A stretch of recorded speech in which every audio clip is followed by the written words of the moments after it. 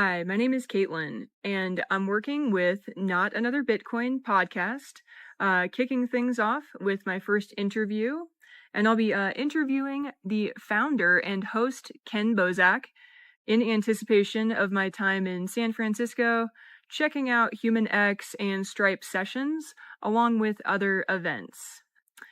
Kenn has been in the crypto space since 2016, and I met him during my time reporting on events in Florida in the early 2020s. He started Not Another Bitcoin podcast as a way to spread knowledge about current trends in cryptocurrency. I'll be asking Kenn for his knowledge, opinions, and hot takes as crypto and AI continue to merge, and his predictions for the future. Please enjoy this podcast.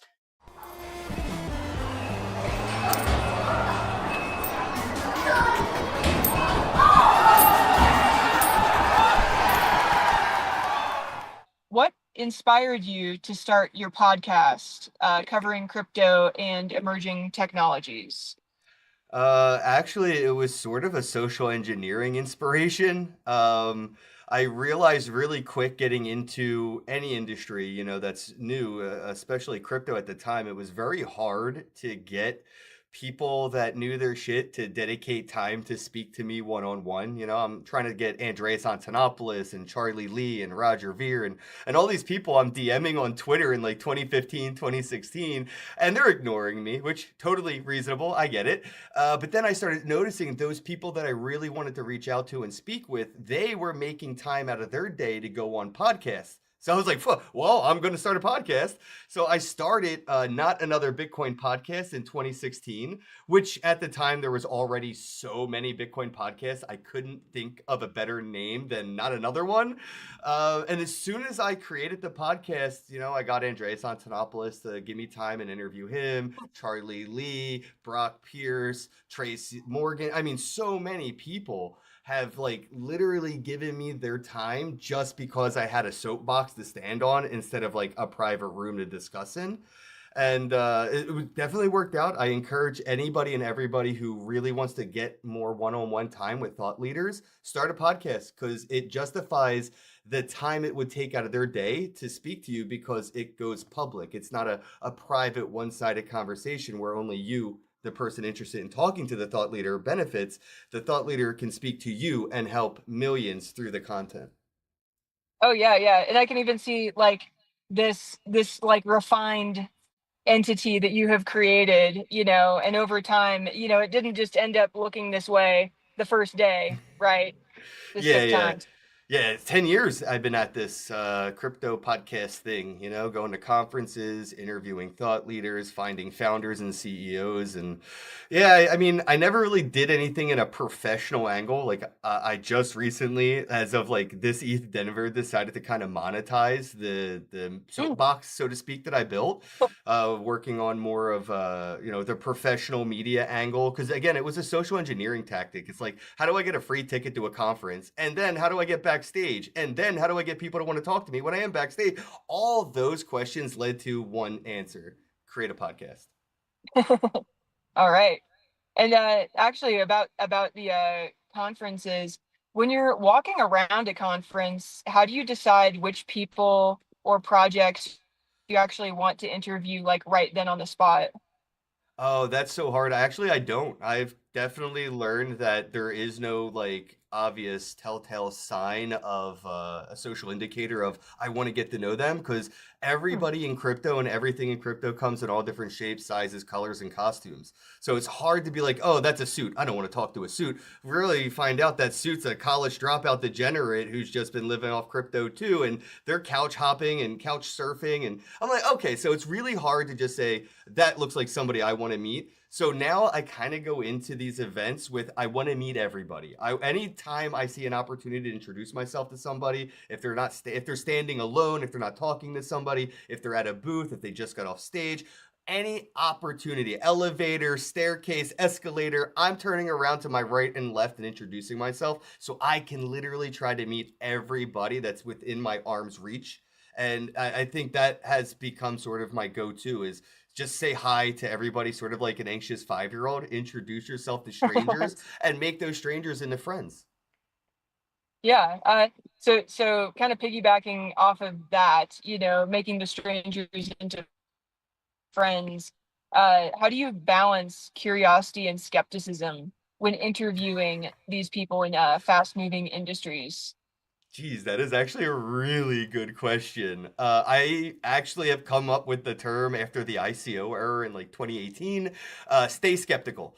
I turn my skepticalness all the way up to 101%. I'm breaking the dial on staying skeptical. I've come across too many projects, too many people, and too many things that have tugged on my own personal heartstrings and kind of got through the filter I would have applied otherwise. It was just like I was so in love with the white paper or the one page or the concept, the vaporware idea, that I really stopped looking too far beyond that, right? So I I preach stay skeptical about everything, but also if you do find something that tugs on your heartstrings, use that skepticism, use that to your advantage, and DYOR, do your own research. You don't have to really, feel like you're reading about something that's boring, and take if you really feel it tugging on your heartstrings, the research actually will feel good too. So, that's one way to also tell if you actually do like something, or maybe you're just in it for the money. If it feels like homework doing research, you probably genuinely don't like it. I see. And so talking about like the hype, skepticism, intersection, what's real, technology that's happening versus vaporware. So when did you start seeing the conversations shift from purely crypto topics into broader tech like AI? Because that was big this year at ETH Denver. It was big this year, but the topic of conversation actually, I think, started around like that whole COVID NFT boom era. Like I'd say around 2021, the water cooler talk around, the fintech space was already about AI and stuff like that. We had trading bots, we had, all these other, I would say, remedial solutions to what AI provides now, but we were already using what we had at our disposal to kind of makeshift an AI. It almost was like that old AI chessboard that the guy had, but it was really a person under the table moving the pieces. It looked like, Oh because we yeah. were using bots. We've been using bots in this space for a long time. But yeah, AI started the conversation in 2020, 2021, and now it's leading the conversation. At ETH Denver, I didn't see a single white paper or vaporware, anything anybody had to talk about. They had an MVP. They had something that existed that worked because they gave their idea, that one page, that white paper, they gave it to AI. AI was the dev. It created the MVP. So now they have something more visceral they can kind of go to people with and say, hey, looking for investors, looking for end users. It's not vaporware. So I think what we have actually stumbled into is the error where vaporware is dead. The bare Oh, minimum is an MVP oh, now. that's pretty crazy. That's really good. I guess. Yeah, I I'm mean, excited. I'm unless so sick of the unless what crypto's ifs drama, and that's different whenever. drama. Yeah. Okay. And so we already talked about, ETH Denver, and the intersection of the AI here. So from the conversations you've heard, what problems do people think AI can solve in Web3 specifically? Like, I know you mentioned the bots, but that's kind of like, what one task. Is there anything that like an LLM or like a swarm of agents would be solving in Web3 right now? Oh, yeah, I could definitely see that frequently asked questions section that every wallet, exchange, and project has overflowing with unresponsive comments. That will be the solution. AI is going to solve all those frequently asked questions. It's going to be the tech support that builds the convenient on ramp that makes the transition from banking with fiat to transitioning into using crypto and blockchain. That is going to be a seamless act now, because you'll be able to talk to your ChatGPT, Grok, Claude, whatever, and just say, hey, open me a Bitcoin wallet, back up the private key, help me send Bitcoin. And you're basically going to be talking to your devices rather than fumbling around with your thumbs. And I think that is going to be the pinnacle of mainstream user adoption, because when we say be your own bank, that requires you to be the teller, the security guard, the janitor, the manager, the end, the customer, as well as the teller. You are essentially a bank. And that's a lot of jobs for one person to manage, especially with the stress of like losing private keys, multi-sigs, backups. With an AI agent, able to use in a way that's like tech support, or imagine having that crypto friend that you wish you listened to in 2016 like me, at your disposal 24/7 for free consultation. So I think this is going to help the mainstream get into this space with more confidence than walking on thin ice. All right. And so on the same line, so are there any AI trends that you're hearing about that you think the broader public hasn't caught onto yet? Because you Oh yeah. mentioned the wallets and like doing the, I like the what was it like thumbering, like thumbling. Thumbling around with your thumbs, Yeah, yeah. yeah, I like that. I like that verb there, but yeah, what haven't the broader public caught on to yet in regards to this? I might be giving away a little bit of future secret sauce that I'm throwing in my own recipe that I'm cooking up over here, but AI as your co-host, AI as your assistant, AI as your guest. Doing a podcast and interviewing people, I never really had the chance to talk to essentially an omnipotent being, right? So I'm looking at ways to interview different AIs as like guests on my podcast, looking at how I can incorporate AI as a co-host who can kind of listen to the guest and chime into the conversation. And then I'm looking at like ways to use AI in the media production side of things when it comes with like, this environment that you see here for the space station, all the other cool things. But I think content creators, content curators, and content consumers are all going to be using AI in ways that like our great great grandparents never would have, saw us using a cable box, let alone an internet router to consume entertainment, create entertainment, and curate entertainment. Now, so people will be using this AI in unexpected ways. You could be interviewing basically a demigod if you wanted to. Yeah, I mean, uh, well, if something knows everything, that's the thing I want to talk to.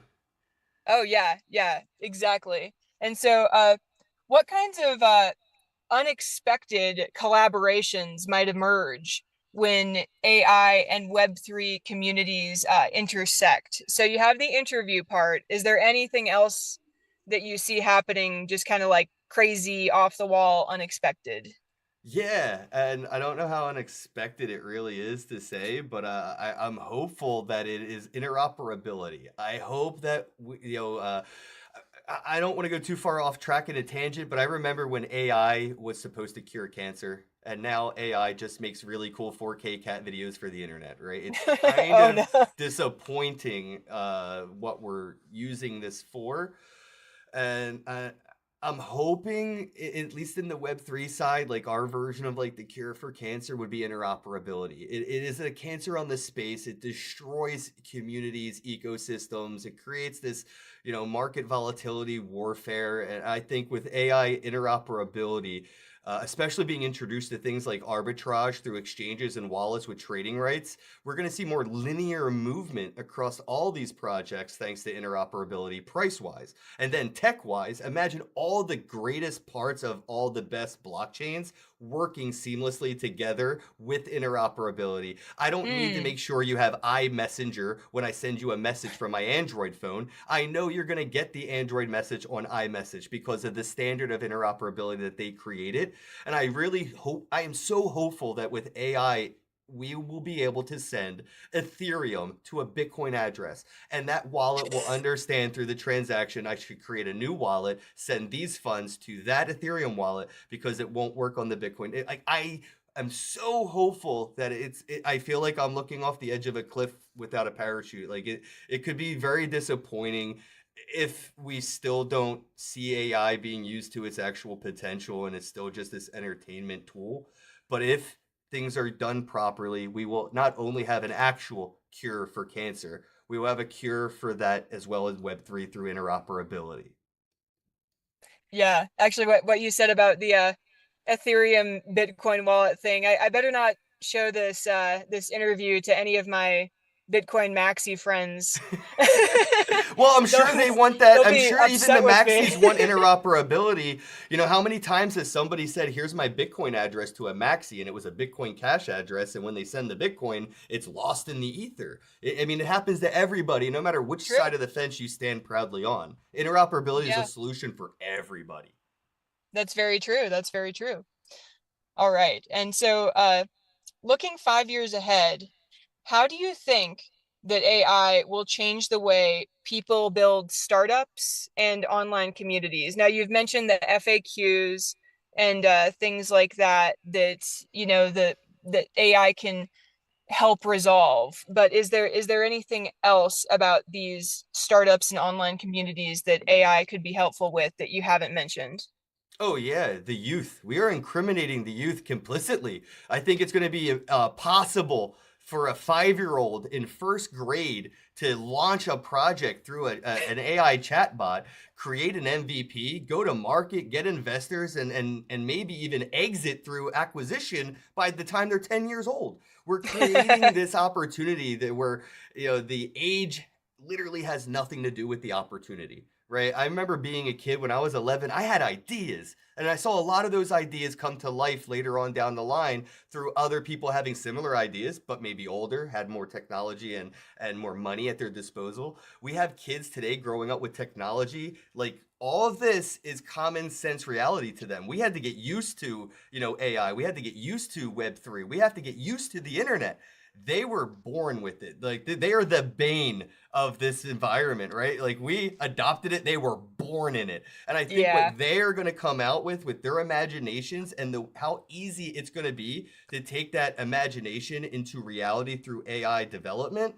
We're making a world where the builders aren't just the adults anymore. Everybody of all ages and all mentalities will be able to contribute to the growth of society. Similarly, the playing field is so leveled that a 40-year-old developer and a 5-year-old genius have the same opportunities to change the world now. And I think that to me is the big picture 5 years from now. We're not going to be really looking at like who the creator of the concept was. We're going to look under the hood. What AI did they use? What agents and models helped build the idea that this figure had thought of? I don't think so much pressure will be on the person like, Bill Gates, Steve Jobs, stuff like that, Zuckerberg and all that pressure they have of kind of being like the mascots of something. I think that will take a step back and we won't really hold the idea creators to like such accolades because they're going to be using AI and models, probably be a 5-year-old. And I think that is the most exciting part about AI that nobody's really talking about. And I think it's because they're all afraid. Like we should be afraid because these kids that are 5 today, they're going to be 10 in a couple years. And this technology, when I was 10, I was on MySpace creating my own HTML5 website, cool backgrounds, music playing. I was copy and pasting HTML5 and Java and C++ at 11 because of a Oh yeah. profile, on MySpace. Now imagine the financial incentives, the monetary incentives to do more like that. These kids, I think we're all going to be thoroughly impressed with the youth of the world very shortly because their imagination will be able to come into reality through a manifestation of AI. Oh yeah, yeah. I'm just imagining now like all the little kids out there buying a bunch of Fortnite skins with their They're their gonna make their crazy own Fortnite games. That's what I'm startup saying. ideas. Fortnite's gone. There's gonna be a kid on the playground that uses AI to make the next Fortnite, and that is like the new precedent, is what I mean. I don't think these big major companies have a stronghold on the population because if you like something, you can fork it. Ah, yeah. Yeah, that's true. That's very true. Well, that's all I had for my questions. This is very, very enlightening. And honestly, there's a lot of ideas that I'm going to be thinking about when I'm at the Human X conference in San Francisco too. So maybe we could flip it the other way and you could interview me after that conference, Absolutely. I'm gonna have to plenty get of some content questions. there. Yeah, yeah. So this was very enlightening. So some new ideas that I hadn't thought of yet. Thank you very much, Kenn, for answering my questions. It's a pleasure, Caitlin. Thank you for having me. Yeah, yeah. And as you like to say, what is it? Love you, bro. Love you, bro. Have a day. Yeah, yeah. Have a good one. Thank you.